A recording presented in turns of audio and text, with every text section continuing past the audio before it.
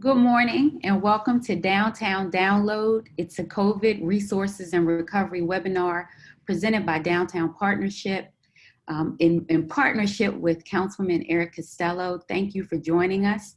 I'm Shalonda Stokes, the president of Downtown Partnership, and today I have the pleasure of welcoming two phenomenal guests to the show along with us today. Before I begin, I want to just give an overview of how the show will flow. And I also want to make sure that if you have questions throughout the day, I ask that you please post your questions in the Q&A box, and we will get to your questions towards the end of the show. As a matter of sort of format for how we do the show, I'll just spend a couple minutes talking about what's been happening at Downtown Partnership. I'll transition it to my co-host, Councilman Costello, who will give an update of what's happening in the city, along with the mayor's COVID-19 Small Business Recovery Task Force. And then today we'll talk initially with Ray Kelly. Many of you may already know Ray Kelly. The councilman will give him an open discussion on there, but he has been an advocate of our city. He's from West Baltimore. He is currently the community lead for the city's, I always get it, I want to make sure that I'm saying it right, for the Consent Decree Monitoring Task Force. I want to make sure I say that correct. And then, so Councilman Costello will have a conversation with him, some questions, and then Councilman Costello will talk with Commissioner Harrison. And so Commissioner Harrison, I'm sure everybody knows as well, a champion sworn in as Baltimore City Police Department's 41st commissioner. And so we welcome you to Baltimore. We know that you've been extremely instrumental in the development and implementation of community policing programs that have led to demonstrable increase in partnership and collaboration. And so wanted to talk today, as everybody knows what's been happening, not just in our city, but throughout the country, about how reform is happening and how together we can do these things and be stronger, how we know that there are voices and downtown as a platform for those voices. And so really want to see what we can do, what's happening, and how we can move these things forward. Downtown Partnership has a number of things that are going on down here, but I do want to give a shout out to our clean and safe teams who have been out on the streets, really trying to make sure downtown, as much as they can, stays clean and safe. We're partnering with the city. As we know, a number of the city's team members have tested positive for COVID. And so there have been some delays in services. I know our team has stepped in to partner and help out where they can, as among other organizations. And so thank you to all of those organizations and leaders trying to figure out how we could make a difference there. Also want to highlight and thank you for, there are a number of the properties downtown who were boarded for various reasons, COVID-19, construction, and some other things that were happening. And so part of what our team did is just painted messages of love and hope on those buildings. We had some building owners who said, you know what, I want to make sure that you're painting Black Lives Matter on our building. This is a collective thing for our city. And so what we recognize is, as this is an emotional time for all, it's a time for transition. It's a time for growth of our city and a time for us to all come together.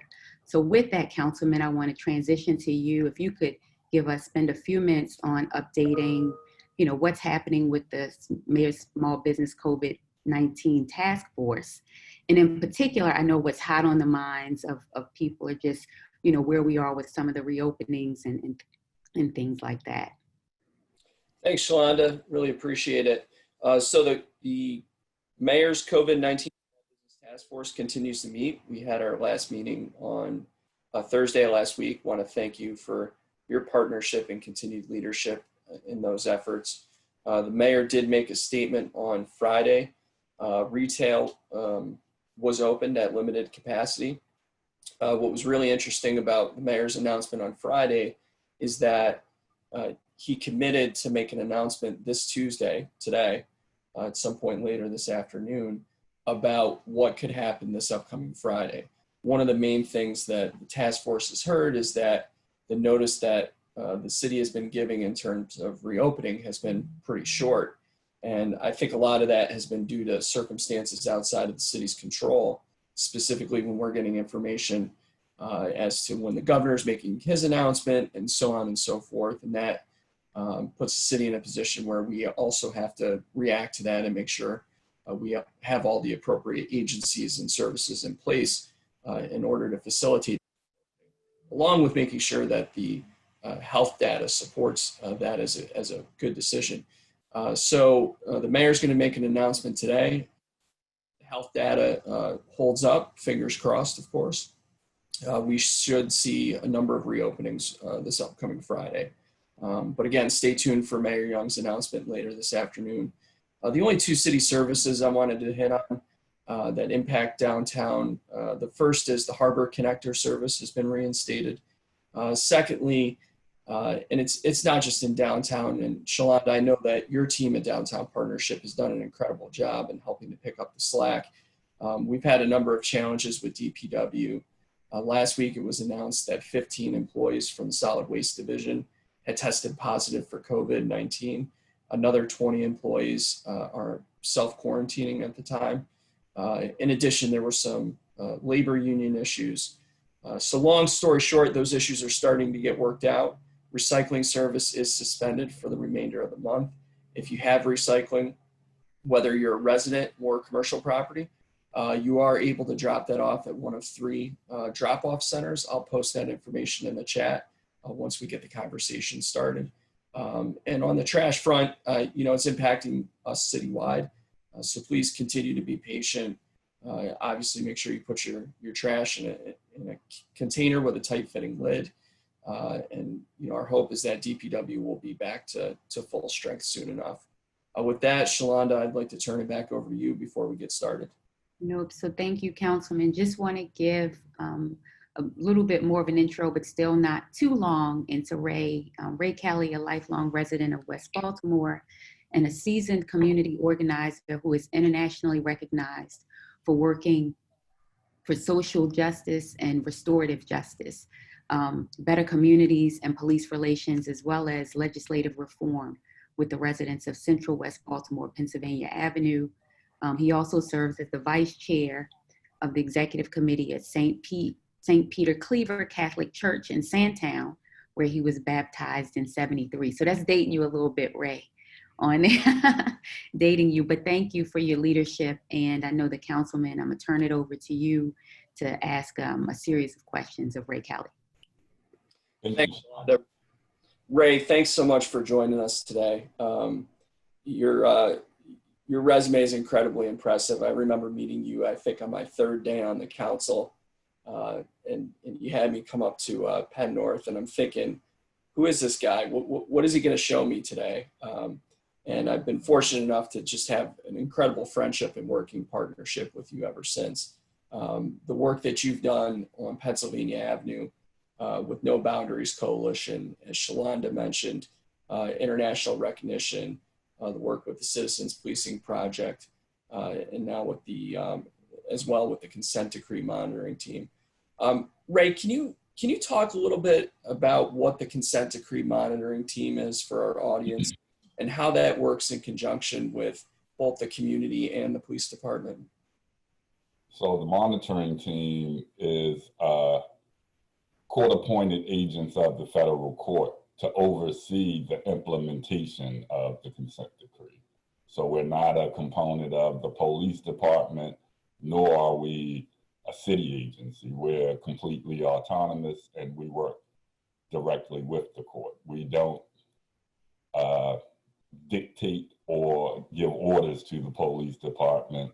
We kind of ensure that they're following the mandates that are outlined in the consent decree and give technical advice from subject matter experts on best practices from around the country. And we kind of facilitate conversations for the monitoring team between the police department and communities to make sure that the process is accessible for one, and people are informed about the progress and what is actually happening with the implementation of the consent decree.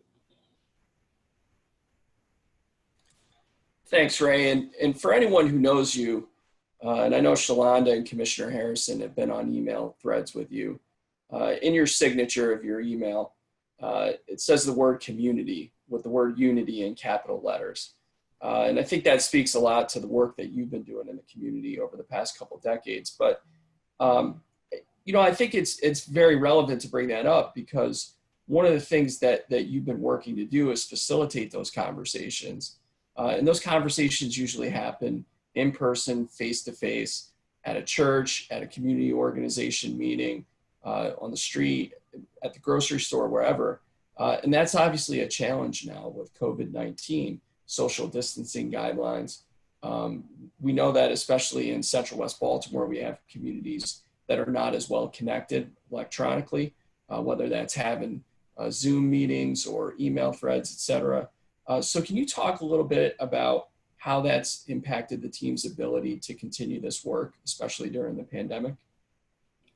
So we definitely had to shift from our direct engagement. Our strategy on the community engagement arm is to go to where the people are to get their feedback and their input. So the pandemic definitely hindered those efforts. Our team is comprised of the same people that are now distributing food, and they're making sure that people are getting health care and things of that nature, taking care of the children and the seniors. So our messaging is still getting out there. We're still collecting input and feedback on the process. We're still available for people to email or call to kind of make sure we're keeping abreast of what's happening on the ground in real time. It's definitely been a challenge, but we've been working it out. We've still been making sure literature and flyers are being distributed with the food packages. We've been working closely with the Joint Information Center on messaging to make sure that people know that the process didn't stop. We're still doing this work, and we're still here for people that have concerns. We do know that the pandemic didn't stop the epidemic violence and the opioid epidemic. So we're still having to do the same work in our community. So that messaging is still out there, but like everyone else, we're adapting to something that we've never experienced before in our lifetime. Thanks. And just out of curiosity, have you started to think about how you're going to transition back to, I don't want to call it the old normal, but just in a post-COVID-19 world, as some of these restrictions on social distancing start to get lifted and we start to move back to some sense of normalcy? So I think as we start to kind of gain the ability to actually gather in person again, that we'll start doing the same tactics. We'll kind of come and observe and offer our access to the process for people that have issues. But it's going to be like a soft push, because we know that the commissioner and the police department also have to kind of accommodate with this social distancing thing. This isn't about just policing. This is also about keeping everyone healthy, including the police. So we don't really want to create situations, so to speak, where anyone's health is in jeopardy. That makes all the sense in the world, Ray. In the middle of this global health pandemic, one of the things that we're seeing is the Black Lives Matter movement, essentially pulling hundreds of thousands, if not millions of people onto the streets of cities, Baltimore, across the state and the nation, and even across the world. What would be your advice to not only individuals, but businesses about how to turn this moment into some type of meaningful and lasting change? Well, I think we all recognize at this moment, actually watching the homicide on video, I mean, we've all seen that this now has to change. And I think, like you said in the beginning, this is now the time for the unified effort. It's not just a time to, we've lifted it up before. Baltimore is in an excellent situation because we've been through this process. We have a mechanism in place, And this is the time for everyone to engage in the process and see it through to the end. So we've been here before, so to speak, and it kind of fell off into the million distractions that have happened here in the past 5 years. But this is the same things that we've been saying in the advocacy world for decades. And we have to now collaboratively grasp that momentum and push this agenda forward so it can actually happen. Thanks, Ray. And with that, I think I want to transition over to Commissioner Harrison for a moment. Commissioner, thanks for joining us today. We know how incredibly busy you are. I often tell folks that I am absolutely convinced that we have the best reformed police commissioner in the country. One of the things that's unique about your background coming from New Orleans is you've actually done this work before. You've been under a federal consent decree and helped get a department out of that. As I like to refer to it, graduate from the consent decree, essentially implement the reforms that are necessary to ensure that our police department is policing in a constitutional manner. I'm just interested to hear your perspective on where the city of Baltimore is at in that process. And also if you could give a little bit of a primer on the consent decree for our audience. Well, thank you, Councilman, and thank you, Shalonda. Certainly good to see you, Ray. This department, as Ray said, we are in a very unique position. We're very blessed. We already have the very thing in place with reforms underway that the nation and perhaps the world is protesting about. The things people are asking for and demanding to see in a police department, in their police department. We are 3 years into it. Certainly, I'll be the first to say that we have a very, very long way to go. But we've made great, great progress. The consent decree is an agreement between the government and the city that certain improvements or enhancements or transformational changes will happen in that department on a certain timeline. In this department, it's the equivalent of a total makeover.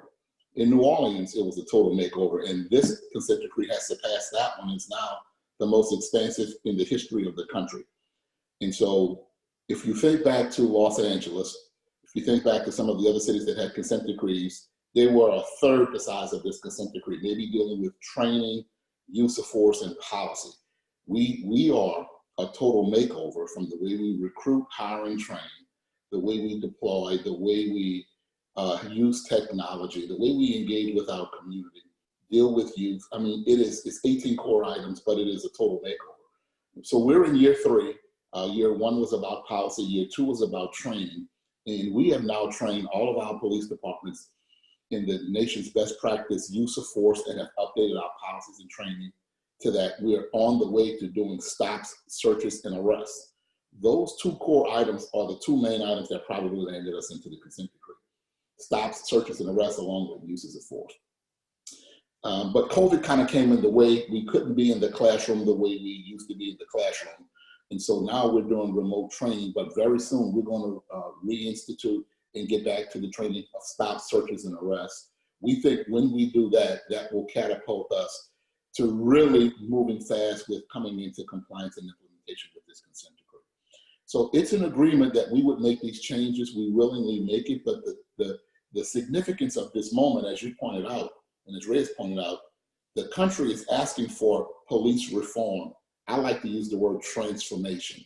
And we are already demonstrating what the country is asking for. For example, because of the Freddie Gray incident and the uprising and the riots and everything that all of you were here to see, we had to equip and train our department in civil disturbances and civil disobedience and First Amendment protections. And so we have now equipped everybody with the appropriate equipment, but trained everybody on how to handle First Amendment, how to handle civil disturbances. And you saw your police department show the country how to do that effectively. And we are seeing peaceful protests. We've not seen catastrophic damage, looting, rioting, a little bit of you know, a little bit of some criminal mischief behavior on the very first day. But since then, our officers have done a wonderful job, and I have to compliment them because the training actually started long before I got here. And so that's one manifestation of a transformation, because it is like night and day when you look at how the department performed in 2015 and how the department performed over the past two and a half weeks. There's so much more to come, but the use of force, the use of First Amendment training, all of the things we have now trained officers on and are shifting the culture, because policy creation is easy. Culture change is what we really want to get at. Changing the culture, so not do we just perform differently, but we think differently. And then lastly, before I give it back to you, the community engagement. How do we, like I say at every graduation and with every new recruit, build relationships that were never built, improve on good relationships, and repair broken relationships. We are now repairing broken relationships at the hands of somebody else somewhere in the country. And so that's what I teach our police officers, that one act, good or bad, could reshape how American policing is done everywhere in the country, or maybe even in the world. And we are now shifting and doing things differently. Although it happened somewhere else, we are all paying the price for it. And people are asking for change. We're proud to say we're giving them the change they're asking for. Certainly there's a long way to go, but now the rest of the country has to catch up to what Baltimore already knows. Thank you, Commissioner. That was very helpful. You know, one of the things that we've been hearing protesters talk about is this defund the police movement. And it's somewhat related to a second question that I have. Talk about the root causes of crime. And you know, we can characterize that, I think, as disenfranchisement or disinvestment in communities, predominantly communities of color in our city, whether that's poverty, addiction, housing insecurity, lack of transportation, and the list goes on. You know, I'd be interested to hear your take on the defund the police movement and what you think that means. And also, if you could talk a little bit about what you think the police department should be doing to address those issues that are the underlying root causes, whether or not that's something the department can handle or where the police department needs help. Well, first of all, thank you for that, because I have been talking about the culture of violence since I arrived, and been criticized many times for talking about that.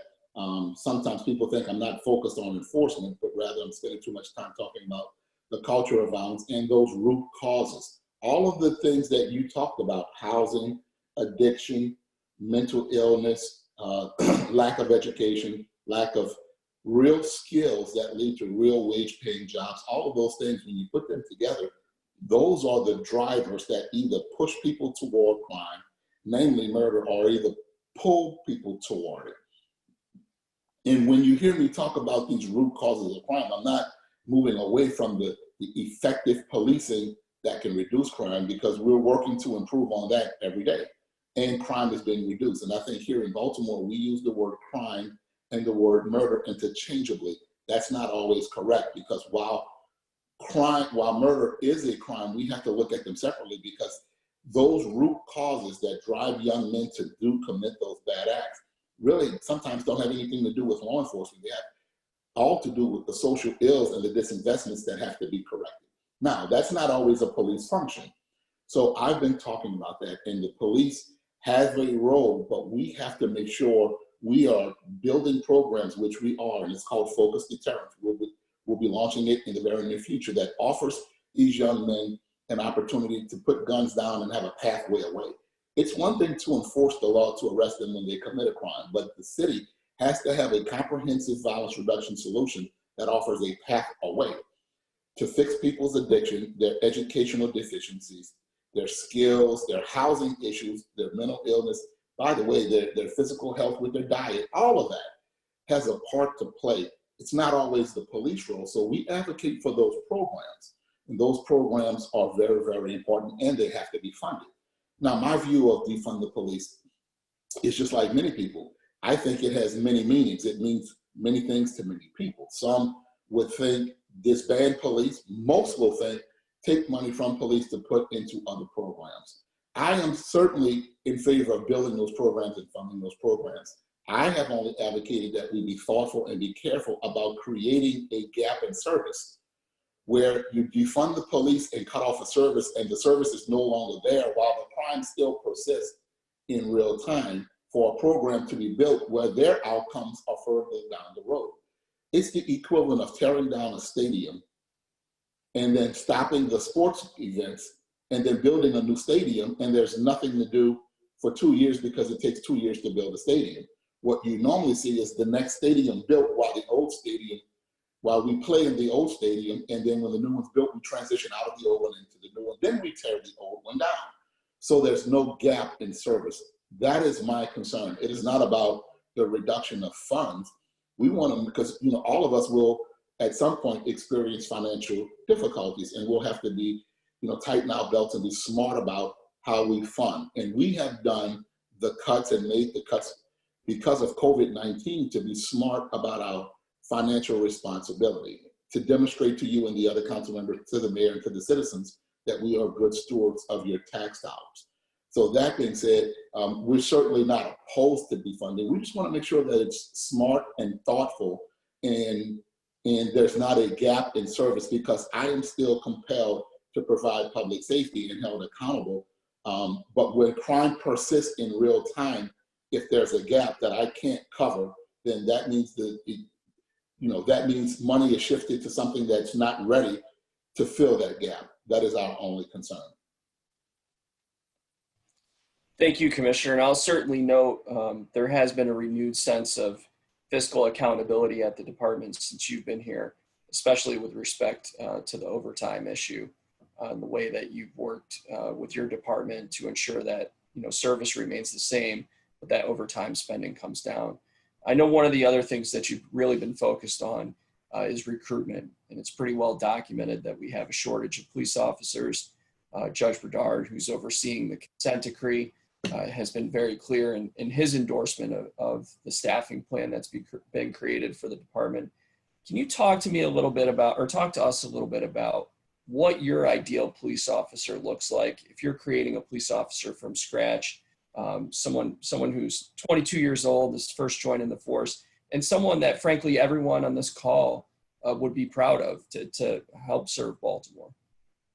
Well, thank you for that. I remember I was 22 when I started, so as I think back then and look at my career now, I wish there was so much better training to have prepared me for what I was going to see and face out there in the streets of urban America.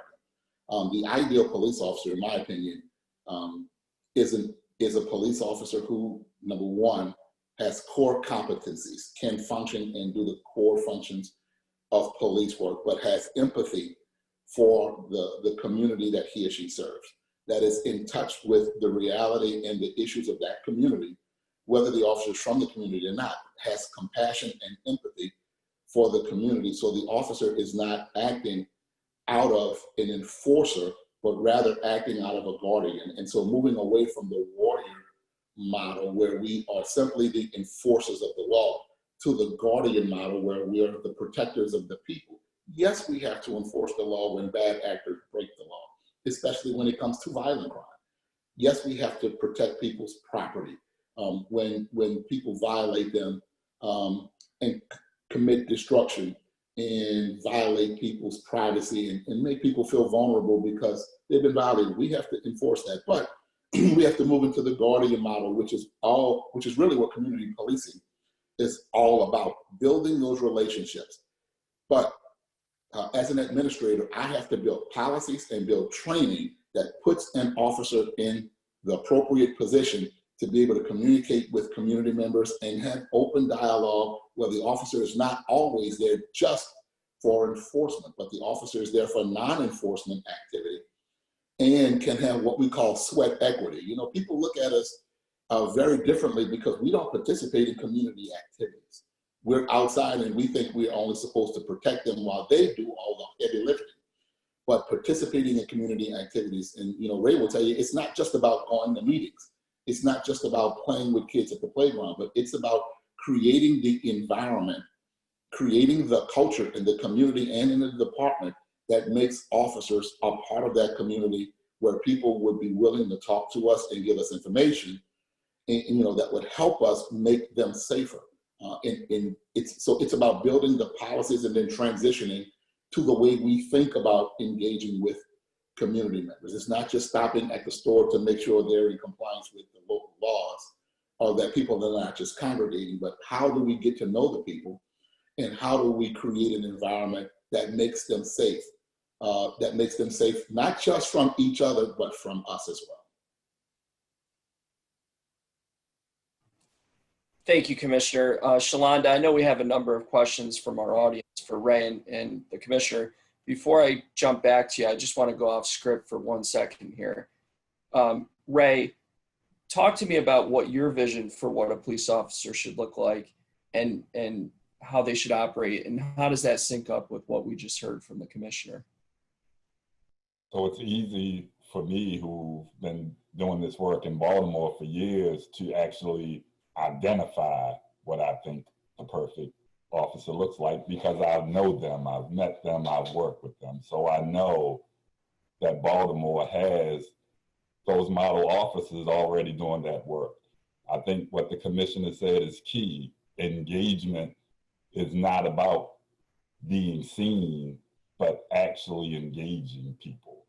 So we know that the history in Baltimore is there is this lack of trust between the community and the police department. So in order to build that trust, you have to build those relationships, and that takes consistency, that takes empathy, and really that takes commitment, because people want to get to know. I agree with the Commissioner 1,000% that the key to lowering the violence, to lowering the crime, is the community standing up for their own streets and giving that information and making sure. And I definitely understand the concept of being safe and still having to live in those communities. But for me, that ideal officer is the one that's willing to commit that time to engage, conversate, and most importantly, listen to the community that they serve. Thanks, Ray. Shalonda, I'm going to turn it back over to you for questions from our audience. Thank you, Councilman. Thank you, Commissioner and Ray. Thoughtful dialogue. Ray, to sort of build on what you were just talking about too, I think the other thing that it takes is it takes intentionality, right? And what I love about what's happening now, think about the protest that just happened. I applaud the police officers' restraint in the learning and development. As the Commissioner talked about, we learned from 2015, and the protesters' civility throughout this, right? They wanted tangible outcomes, and so we've come to a place that the true transformation can happen. Commissioner, I'm gonna go to you for the first question. And this one, as we talk about all of the progress that's happening, there's still some skepticism about what exists within the police department. And so the question for you is it realistic to think that you or the department can get rid of racist police officers? Boy, that's a great question. So we are working to always build the kind of department and build systems of accountability and build systems of transparency to inform us of when things happen, so that when we're informed as fast as possible and in real time, I can take the appropriate action. So while we work to rid the department of racist police officers and police officers who just do not want to do the right thing, but more apt to do the wrong thing, that's happening. But it's also equally about taking the appropriate action when it's brought to my attention. For a long time, we didn't have the systems to inform us, and we didn't have the culture in the department to reward officers for bringing information forward, not just on themselves, but for other officers when they see people doing the wrong thing. You want to change the culture of an agency, change the reward system. So we're working to not just reward officers for their heroic behavior, but reward officers for the the other community engagement things for the good deeds of making sure the department is performing right. And they inform us when people in our department are not performing right. So the answer to the question is, it is not realistic to think we can rid the department of all people who are racist, but we can build a department that catches it before they get hired. And when they come on, rid them when we learn of their bad activities, and create systems of accountability and transparency that makes it hard for them to perform to those ideals. And when they do, the system allows us to take the appropriate action. And I think that's really what the consent decree is. It's not necessarily to get rid of bad officers, although it has a component in there for that, but it is about making the department accountable for when it learns of bad actions and having the pathway to remove those officers and doing the right thing to show the community that we recognize it and we're doing something about it. Thank you so much. As a follow-up, a little bit about technology, but staying there, another question is, recent information has come out on the use of surveillance and other technology and unintended negative consequences it could have. How is this being viewed now in Baltimore?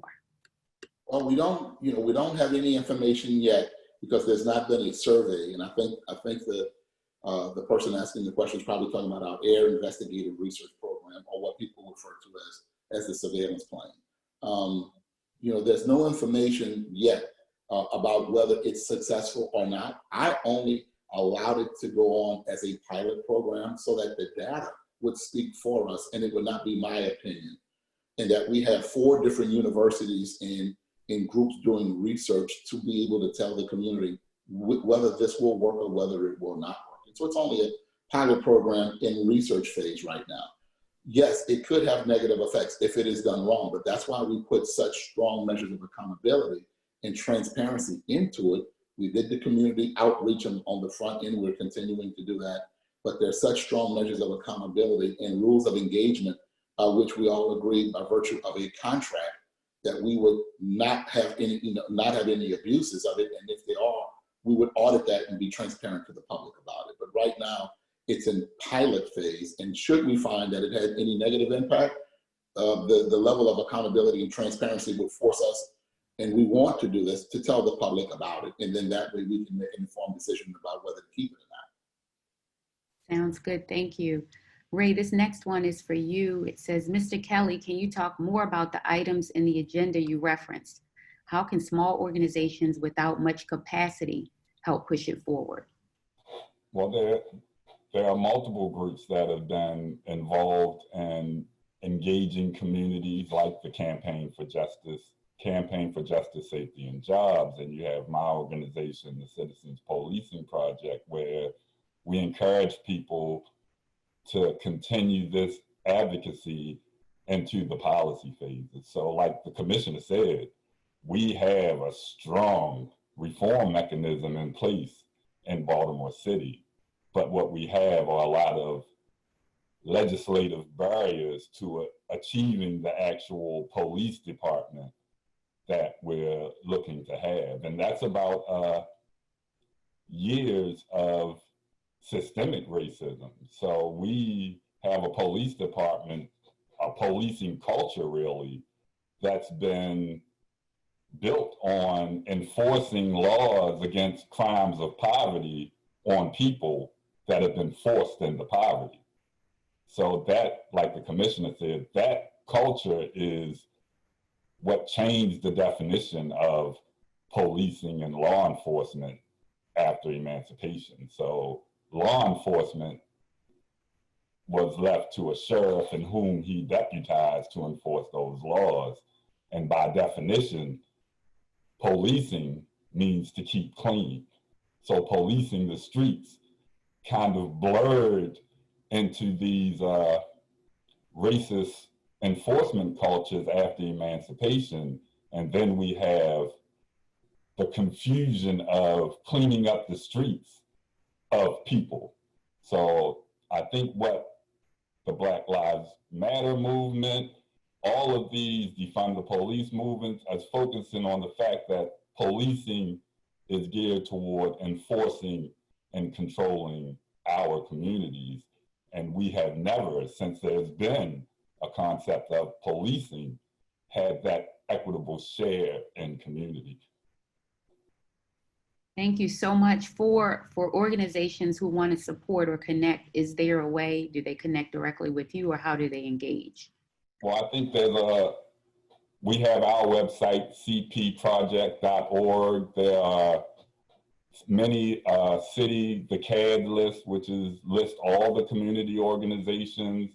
We're actually working collaboratively right now with Out for Justice, Job Opportunities Task Force, the ACLU, and the Leaders of a Beautiful Struggle, who have traditionally crafted the Black legislative agenda every year now to focus on police reform as we go into session this year. So there's multiple avenues. You check any of our websites and there'll be ways you can engage. Okay, sounds good. This next question is actually for you both.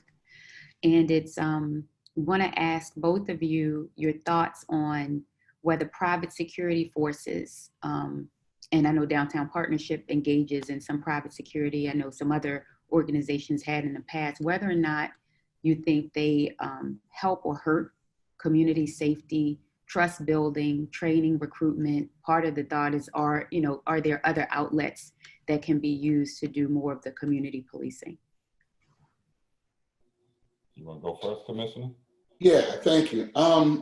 I can speak from experience having used private security in New Orleans, which is a major tourist town, and so private security was used, especially in downtown area, to augment the police department, not to deliver policing services, but just to provide high levels of visibility to supplement the police, so that in the absence of police, people felt safe and there was some level of comfort and there was some level of response should something happen.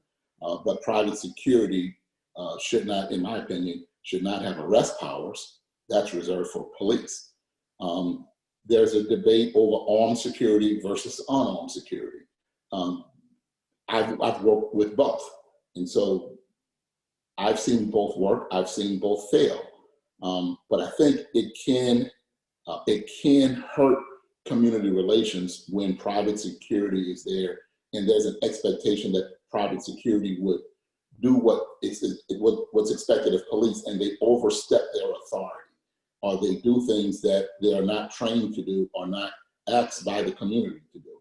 So with good oversight, with good policy and oversight and integration with the police deployment of a particular area, it can work and it can help and it can build relations. But it requires good oversight, good integration and synchronization with what the police are doing. And they can't stand alone. It has to be integrated with a deployment strategy in that specific area. Thank you. Ray, did you want to add to that? I agree. I think the issue with the public and private security becomes the issue when public or private security assumes the role or thinks they have the authority of a police officer. And then that's where you get that contention. And I mean, I'm not opposed to security, so to speak, but we don't want someone else assuming the culture of policing because we're trying to change that culture already. So I think, like the commissioner said, law enforcement should be left to law enforcement and security should be left to security officers. Thank you both for that. One question, and this is just for the group overall. This is a question about the Zoom recording. Yes, the Zoom recording will be available on Downtown Partnership's website, which is godowntownbaltimore.com. So the recording will be available there. Commissioner, wanted to come back to you for a question, and Councilman, I don't know if this also falls apart with you, but it says, what efforts will be made by the Baltimore City Police Department from now until the next budget hearing to reduce the police budget? So two things have happened. Even before this Defund the Police movement, we were asked to make cuts to prepare for the Kerwin Commission.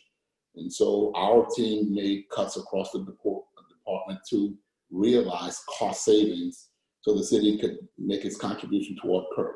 Number two, COVID-19 came and we were asked to make cuts because we realized the city was going to be in dire financial straits this fiscal year and even worse shape the next fiscal year. So we made cuts, reallocated money, and streamlined some of the work.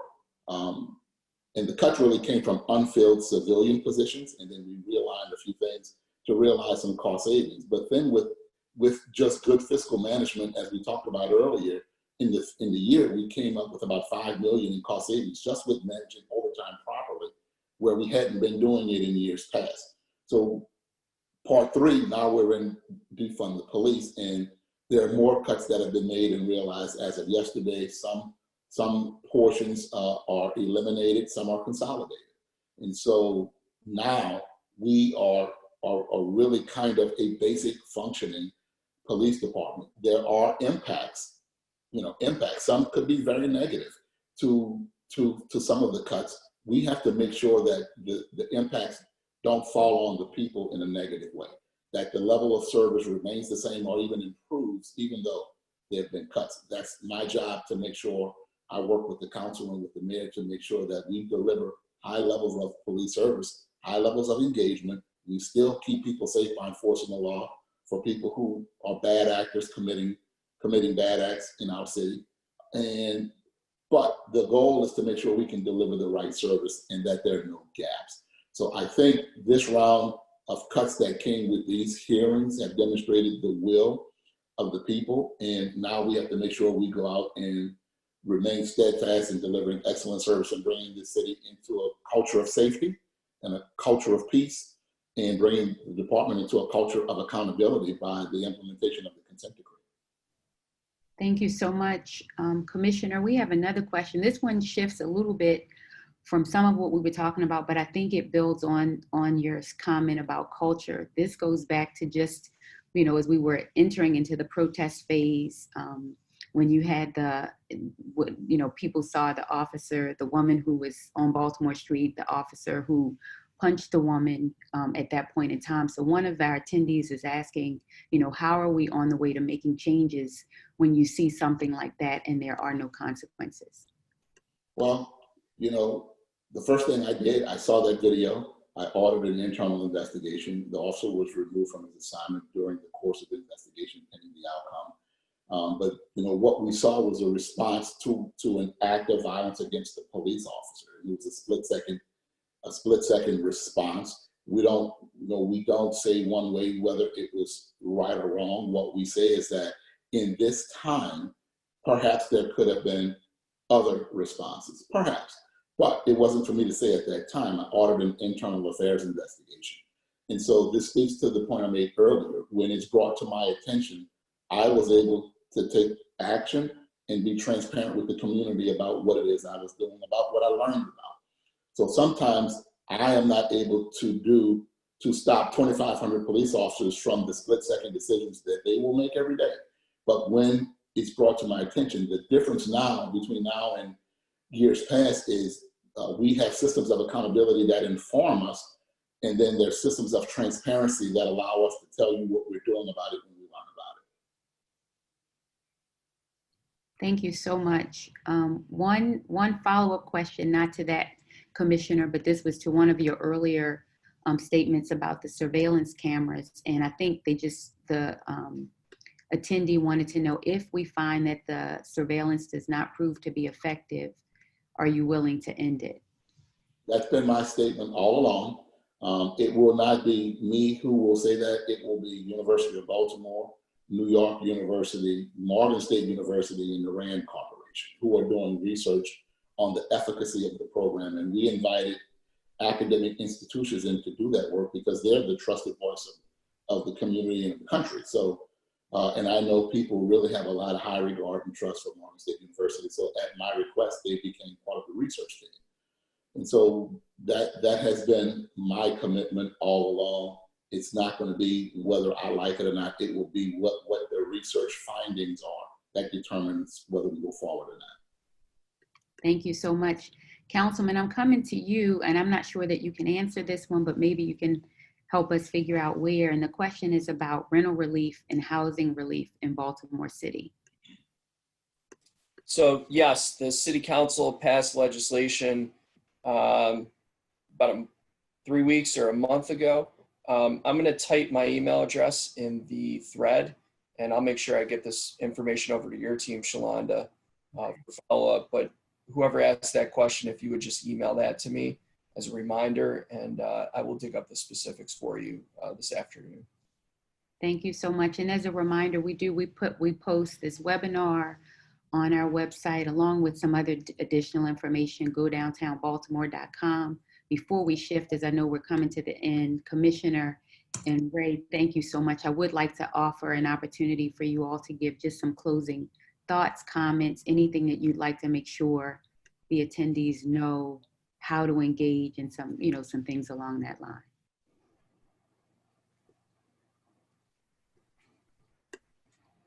And so, Yes, Ray. certainly. I'll let Ray go first. Well, like I said earlier, I think it's important that we recognize that we still have legislation to accomplish to actually achieve the police department that we want. So I encourage people to go to our website and sign on to our commitment to reform, which outlines principles that we're asking all of our elected officials to kind of prioritize as we move into this next session, so we can once again channel our momentum into actual policy change. Thank you, Ray. Commissioner? Oh, I'm so happy to be among this panel and for you to have me. Thank you. We are certainly committed to giving Baltimore a world-class police department that's engaging, that's endearing, that's empathetic, but that works to keep people safe, not just from bad actors, but from its own police department as well. And that's why we are in this consent decree, and that's why we're committed to the transformation that it requires. We're committed to creating a safe culture in the community with crime reduction strategies that are comprehensive but constitutional, murder reduction strategies that are comprehensive yet constitutional, and building relationships that were never built, improving good relationships, and repairing broken relationships. We remain committed to it all. Thank you so much. Councilman, before we shift to kind of what's coming up next, did you have any words you wanted to offer as well? Thanks, Shalonda. Just two quick things. One, Ray and Commissioner Harrison, I want to thank you for all that you're doing for our city. Ray, the advocacy work is second to none.